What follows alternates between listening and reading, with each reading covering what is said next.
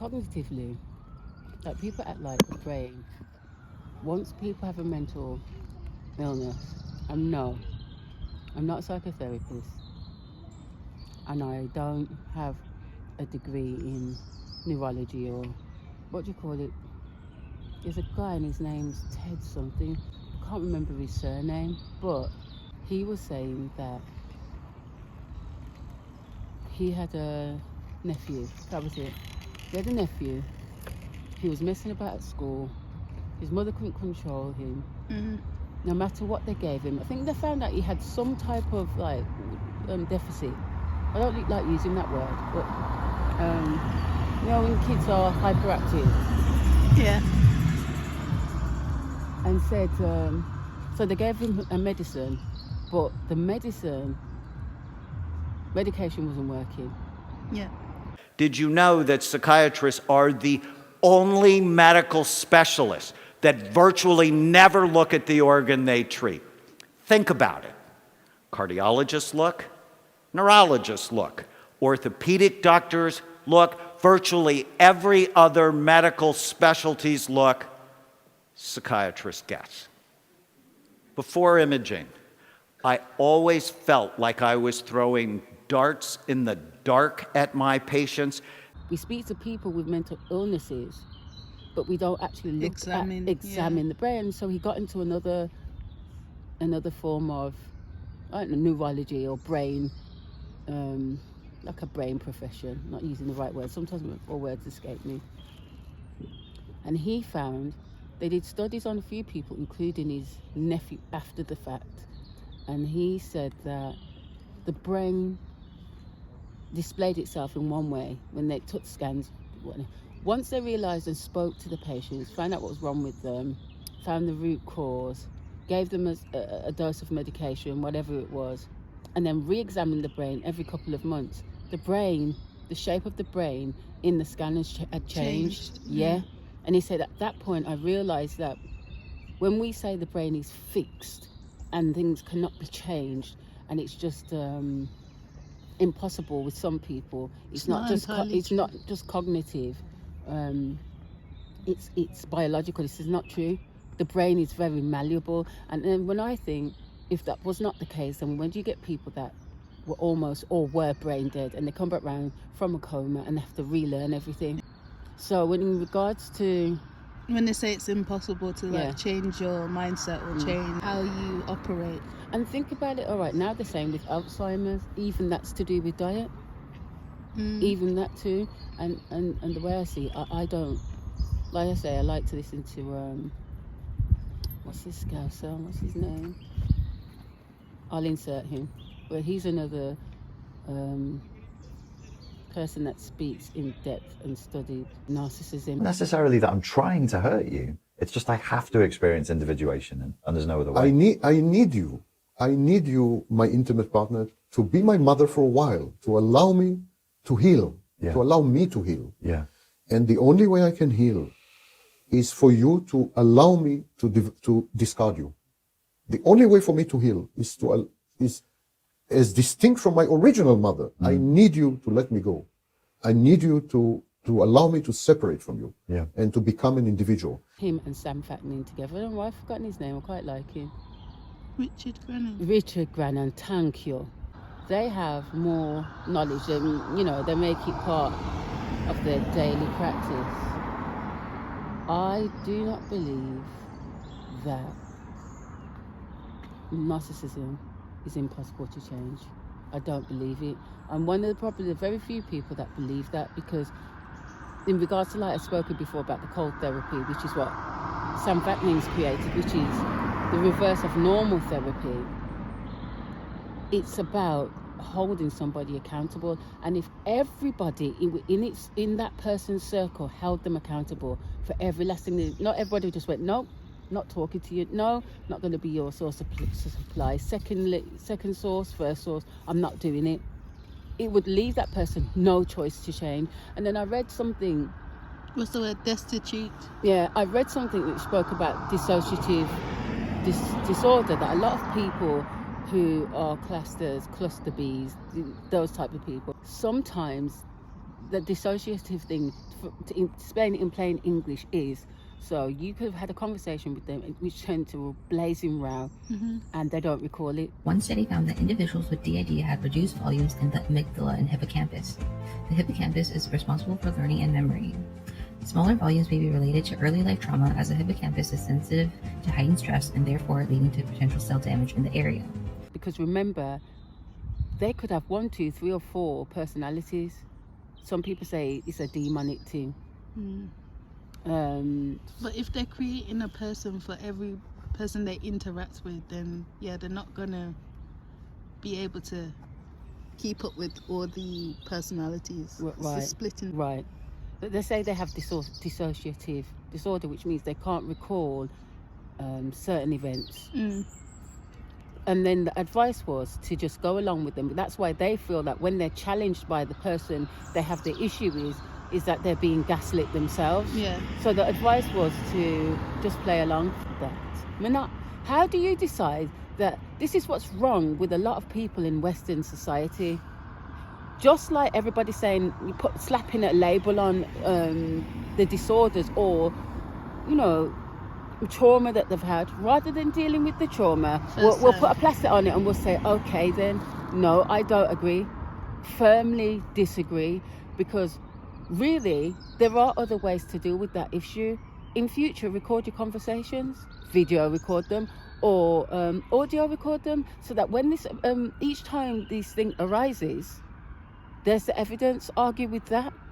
Although there are multiple treatment methods, the most common treatments include a combination of psychotherapy, cognitive brain therapy, medication, family or group therapy, meditation and relaxation techniques, and creative therapies. People with DID generally respond well to treatment, but realistically, treatment can be a long and painstaking process. To improve a person's outlook, it is important to treat any other problems or complications. I don't understand why we're mollycoddling, caressing people with disorders, encourage them to be disordered. We're not even challenging the disorder. Yeah, but in certain situations, you have to be careful with it. Like, you have to do it subtly, because some people, if they're not only dealing with someone who's got dissociative behaviours and splitting and other mental health issues, but they're abusive too, it can be dangerous. You're entirely right. And I'm not saying to be aggressive about it. I'm just saying I don't see how no one's challenging. No, the advice is just let them get on with it, because regardless, it's not going to make because them it change. doesn't help. Either way, even if you do, because that's what most people are doing. They're either saying, you know what, I'm tired of arguing with you, I'm out, and then they find the next person to abuse and harass. And I'm just saying, in regards to long-standing solutions, I don't believe ignoring it and playing along with it is the best idea. Yeah, probably not. I really don't. In fact, what you could say is to that person, whether in the form of a psychotherapist with the family or whoever else, here's what you need to do. Because I've seen it in other cases. What was that series with Luke Cage and then the white guy? Iron Fist. And in one of the episodes, this Auburn woman comes and finds him.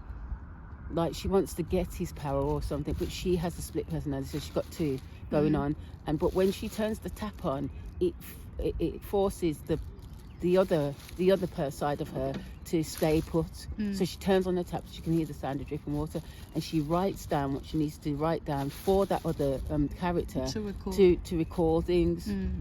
You understand what I'm saying? Yeah, I just believe. I honestly think some of these people that are giving this advice about narcissism and other mental disorders are disordered themselves. Of course. Well, if really you're given the answers to like change someone altogether and they have those personality traits, then really, who wants to give you the whole solution? I just believe that a lot of the times people don't want to give away all the answers because they want to keep up the act. They want to keep their friends, their circles, and by like exposing the truth or how to handle these types of scenarios, these types of personalities, is gonna like stop them from having their little fabricated lives. So yeah, when it comes to like narcissism and all the dissociating, it can be difficult to even cultivate or keep in relation with these types of people, because they'll create new scenarios, new personalities, and it's like it's hard to keep up with it if you're a real person. Just think some of the problem really is the fact that we're not actually addressing the illnesses. We're putting a band-aid on them because that's what we're being told to do by professionals. Well, I don't really know how you confront it, like in a positive way, or a way which doesn't seem like an intervention or you're trying to dig at them, because I feel like a lot of them, they can't handle when you're upfront and direct. No, they can't. But so what should we all do? Suffer? Nah, just leave them in it. Like, go away. If you leave them and you're not their supply anymore, then To just find a new one. that's fine. But How is that resolving the you know issue? what They become happens, more though? dangerous as well. Yeah, but what happens is you're leaving ghosts behind. So when everyone decides to pull up on you and say, yo, blah, blah, blah, blah. Imagine you keep going around from city to city, having friends and people and creating all types of relationships, and they all fail. And then all these failed relationships catch up to you. Like, you can't run away from that. If someone wants to put something up on social media, and how social media spreads now, That's true, you know. you're going to get caught. You know what I mean? You're going to be seen as a con artist. So really, I don't know. I don't really agree with like allowing them to get away with it. If they're mashing up your life, obviously put your foot down. But if you have the opportunity to like get away, That's true. that's what you should I do. totally agree. No, I totally agree. I just feel that Because if now- anything, it breaks them down. If you leave, no, that's true. Like I said, like Sam Fatnin, he, you know, gives people advice as an aware narcissist, and he's like, you need to abandon. The only thing you do is abandon the narcissist because Yeah. they won't change otherwise. And I have a wife, and she stays maybe because she is codependent. yeah, of course. But as you said, like, if you're codependent, like, they've basically trained you to become their little Pet. supply, their pet, what their source of energy, anything. Like, they'll do that, so you'll never leave. And if you don't leave, then it's like they can say sorry 1,000,000 times and you'll stay, Yeah, because it's they true. know you're a puppet. So And you know what, for me, it's sad about that statement, that you're not trying to be a puppet, you just care about them like you would a normal exactly. person. But But they're not unfortunately, normal. in their psychosis, that's how they view it. but Like, they're not you're normal, really worried and concerned about these people, but they're reckless. And it's sad to think, okay, the only thing I can do, like I saw a woman make a statement on something the other day, and she said, oh, my son is taken to the streets because of drugs. And I think she sees him all the time, like on Yeah, road. that's sad. And it's the saddest thing. You're not a puppet, you're not a dickhead. Yeah, you just love exactly. them, but they don't understand love. But They it's only hard. understand manipulation. Like, Yeah. if I do this, I'm you gonna get that. Yeah. That's all they get. Yeah.